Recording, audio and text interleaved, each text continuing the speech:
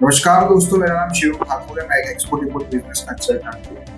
आज के प्रोडक्ट के बारे में जो मैं इंफॉर्मेशन देने जा रहा हूँ, पूरे वर्ल्ड में इंडिया फोर्थ लार्जेस्ट एक्सपोर्टर है वो प्रोडक्ट का। जी हाँ, मैं बात कर रहा हूँ फ्रेश ग्रेप्स की बात कर रहा हूँ। यस, तो आज के वीडियो में मैं आपके साथ ग्रेप्स के बारे में डिस्कस करूंगा। ग्रेप्स का ग्लोबल डिमांड क्या है, टॉप की 5 ऐसी कौन सी कंट्री है जहां पर इंडियन ग्रेप्स की सबसे ज्यादा डिमांड है, इंडियन फ्रेश ग्रेप्स आपको एक्सपोर्ट्स करने के लिए कौन से टाइप के डॉक्यूमेंटेशंस का रिक्वायरमेंट्स रहेगा, गवर्नमेंट बेनिफिट्स कौन से हैं अगर आप ग्रेप्स एक्सपोर्ट्स करते हो तो, इंडिया में से ऐसे कौन से स्टेट्स है जहां सबसे ज्यादा फ्रेश ग्रेप्स प्रोड्यूस होते हैं, जहां से आप इजीली सोर्सिंग कर सकते हो, जो टारगेटिंग कंट्रीज है वो टारगेटिंग कंट्रीज में से आप बाहर कैसे फाइंड कर सकते हो, उसकी टेक्निक्स मैं बताऊंगा। और लास्ट में ग्रेप्स एक्सपोर्ट करने में एवरेज प्रॉफिट मार्जिन कितना आपको मिलता है। तो आइए वीडियो में देखते हैं। यहाँ पर हम बात करें ग्रेप्स के एचएस कोड से शुरुआत करते हैं। तो ग्रेप्स का एचएस कोड पड़ता है 0806100। यहाँ पर एचएस कोड मैंने आपको इसीलिए बताया क्योंकि आगे जाके आपको भी खुद को रिसर्च करना हो तो एचएस कोड की मदद से आप इजीली मार्केट फाइंड या पॉलिसीज फाइंड कर सकते हो। ग्लोबल ट्रेंड की मैं बात करूं तो लास्ट ईयर 2024 में करीबन 7.2 USD बिलियन जितना ग्लोबल बिजनेस हुआ है फ्रेश ग्रेप में। और अकॉर्डिंग टू एनालिसिस बाय 2030 तक एवरी ईयर ये मार्केट ग्रो करेगा 4.5% के हिसाब से, यानी काफी अच्छा अपॉर्चुनिटीज है इंडिया के लिए आगे जाके ग्रेप्स एक्सपोर्ट करने के लिए। टॉप की टारगेटिंग कंट्री की बात करूं तो कौन सी कंट्रीज में सबसे ज्यादा ग्रेप्स का इंडियन ग्रेप्स का डिमांड है, तो वो है नीदरलैंड के, Germany, Russia and European union. European union में काफी ज्यादा इंडियन ग्रेप्स का डिमांड बढ़ता जा रहा है क्योंकि वहां पर वाइन्स बनाने की फैक्ट्रीज बहुत ज्यादा है, इसके लिए प्लस ग्रेप्स का यूज फ्रेश फ्रूट्स के जूस बनाने में भी काफी ज्यादा यूज होता है।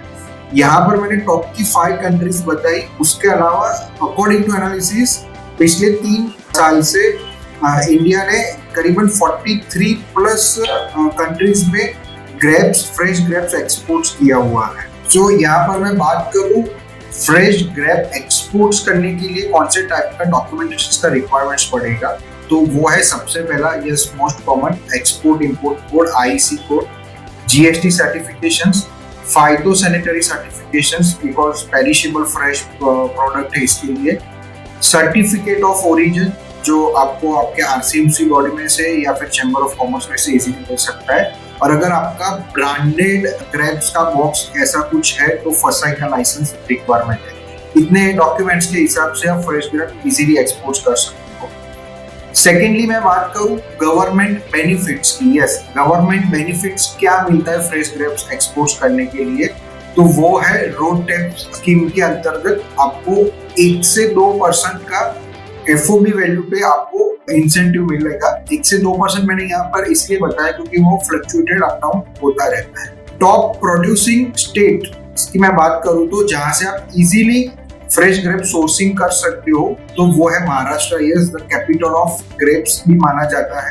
महाराष्ट्र से आपको इजीली फ्रेश ग्रेप मिल सकते हैं नासिक के आसपास के एरिया में से। कर्नाटका, आंध्र प्रदेश एंड पंजाब, ये सारे स्टेट्स में से आप इजीली फ्रेश ग्रेप का सोर्सिंग कर सकते हो।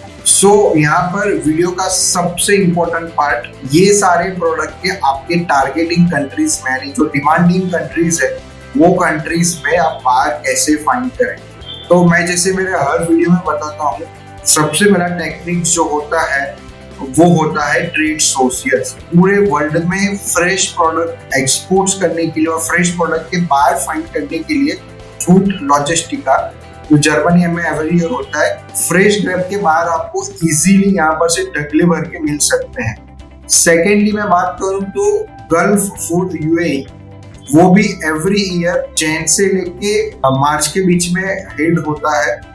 तो ये गल्फ फूड भी फ्रेश ग्रेप्स एक्सपोर्ट्स करने के लिए काफी अच्छा ट्रेड शो है और वहां से आपको काफी सारे पूरे वर्ल्ड के बाहर इजीली मिल सकते हैं। और थर्ड नंबर का जो मोस्ट पॉपुलर जो ट्रेड शोज है फ्रेश प्रोडक्ट एक्सपोर्ट्स करने के लिए और फ्रेश प्रोडक्ट के बाहर फाइंड करने के, वो है एशिया फूड लॉजिस्टिका, जो एशिया की अलग अलग कंट्रीज में एवरी ईयर ऑर्गेनाइज होता है। सेकेंडली मैं बात करूँ तो आप लिंक्डइन पे सर्च कर सकते हो फ्रेश प्रोडक्ट इंपोर्टर या फ्रेश प्रोडक्ट के डिस्ट्रीब्यूटर्स, उनके साथ कनेक्ट करके आप आपके प्रोडक्ट का ब्रोशर्स और कम्युनिकेशंस करके इजीली आपका एक प्रोस्पेक्टिव बायर्स बना सकते हो। थर्ड में यहाँ पर मैं बात करूँ तो APEDA, yes APEDA fresh product exports करने के लिए उनके जो मेंबर्स होते हैं उनके लिए एग्रेसिवली काम करती है। जो यहाँ पर टारगेटिंग कंट्रीज, और मैंने अभी आपको बताया 43+ कंट्रीज में पिछले 3 साल में इंडिया ने एक्सपोर्ट्स किया है। तो अलग अलग जगह पर जाके बायर सेलर मीट्स करवाती है। इवन इंडिया में भी फॉरेन से लोग आते हैं फ्रेश प्रोडक्ट के बायर फाइंड करने के लिए। तो ये भी अपेडा आरसीएमसी बॉडी है, वो भी एग्रेसिवली काम कर रहा है। तो ये टेक्निक्स आप सारी यूज करके आप पर्टिकुलरली फ्रेश ग्रेप्स के बायर फाइंड इजीली कर सकते हो।